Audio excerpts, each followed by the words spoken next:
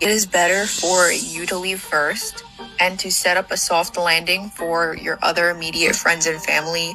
I'm just going to say it because nobody else is saying it, even though we're all thinking it. The American dream is to leave America. Nearly 9 million Americans have left the country. And if there were a new state called Expatland, it would probably be more populous than Vermont, Wyoming, and Alaska combined. After all, what made citizens of the world's richest nation, once hailed as the land of the American dream, choose to leave their own homeland? American celebrities are joining the exodus out of the United States. Beyoncé and Jay-Z, who are both billionaires individually and together, are currently building a 58-acre compound in the Cotswolds area of the United Kingdom. Come with us to move our family out of the U.S.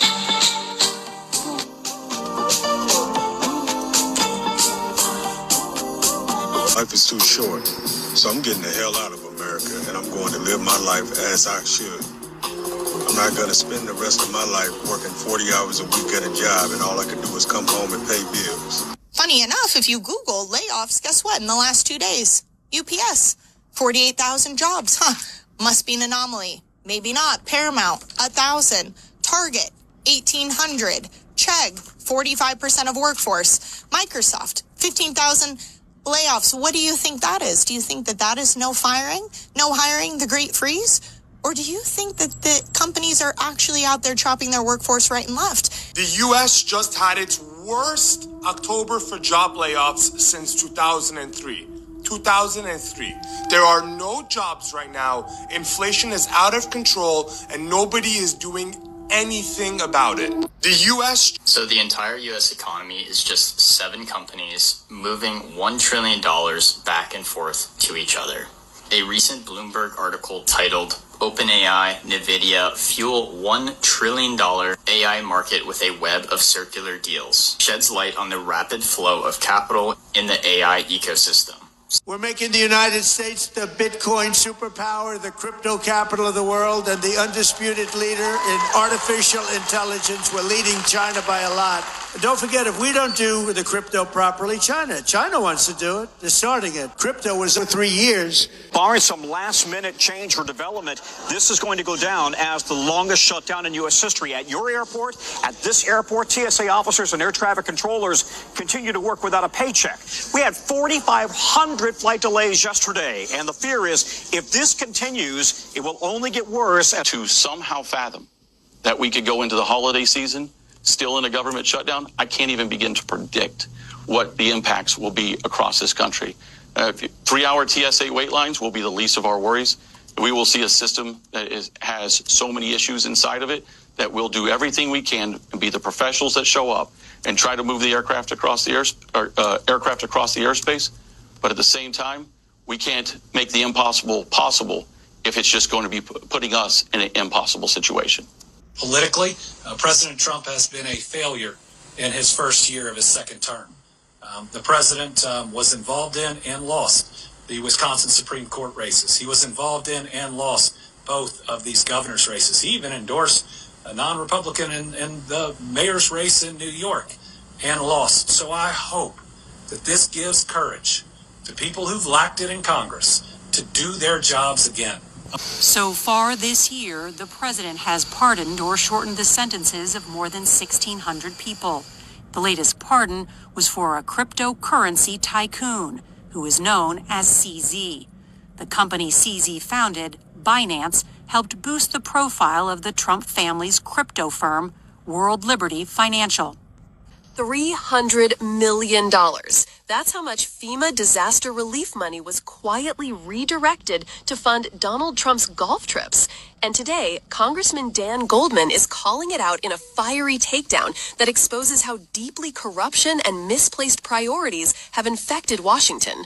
This isn't just politics. This is about accountability, justice, and the American taxpayer. I rebuilt the military. We have the strongest military by far in the world. We make the best equipment, the best missiles, the best rockets, the best everything. We redid our nuclear. We're the #1 nuclear power, which I hate to admit because it's so horrible. So why won't Putin end this war? But Nora, that was Joe Biden's war, not my war. I inherited that stupid war. As the bloodiest land war in Europe since World War II continues. But just a little list of look at this, wars. President Trump wanted to make sure we saw the list of 8 international conflicts he says he's been able to end since returning to office. Oh, don't listen to Putin about nuclear weapons. He's just bluffing. When the world ends, you won't be able to say, you asshole, he wasn't bluffing. I've been watching this close up, and damn it, we're close to disaster in 20. Well, it's obvious. Venezuela has the world's largest reserves of oil. We're trying to steal them, pure and simple. It's not even complicated. This has nothing to do with narcotics trafficking at all. This is an insult to our intelligence to watch this smirking gangster discuss this way. Donald Trump is about to invoke the Insurrection Act. He just said this on national television, okay? The Insurrection Act has not been invoked since 1992 during the Rodney King riots when the city of Los Angeles needed help from the federal government because they lost control of the rioters. Okay, Trump. We now have our first involuntary camps in the United States. The Trump administration has taken 16 acres outside of Salt Lake City where they are holding homeless people. They're calling it a service campus, but others are calling it a prison. But if you're not allowed to leave, what is it?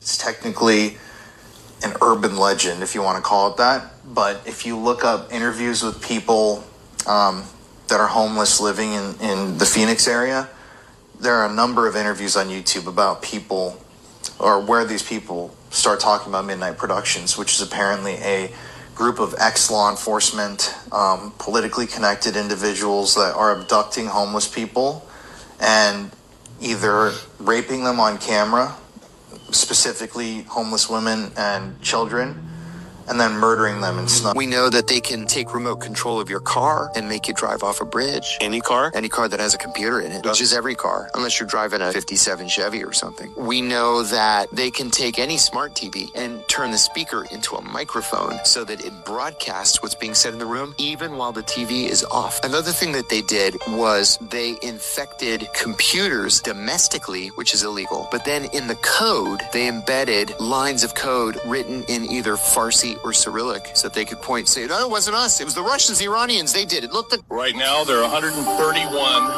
active deep underground military bases in the United States. Each one has an average cost of $17 to $19 billion.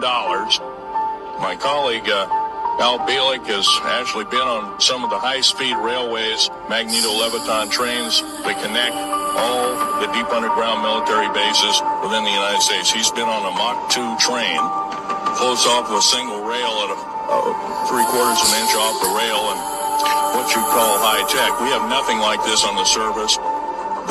Revelation 21. And I saw a new heaven and a new earth. For the first heaven and the first earth were passed away, and there was no more sea. And I, John, saw the holy city, New Jerusalem, coming down from God out of heaven, prepared as a bride, adorned for her husband.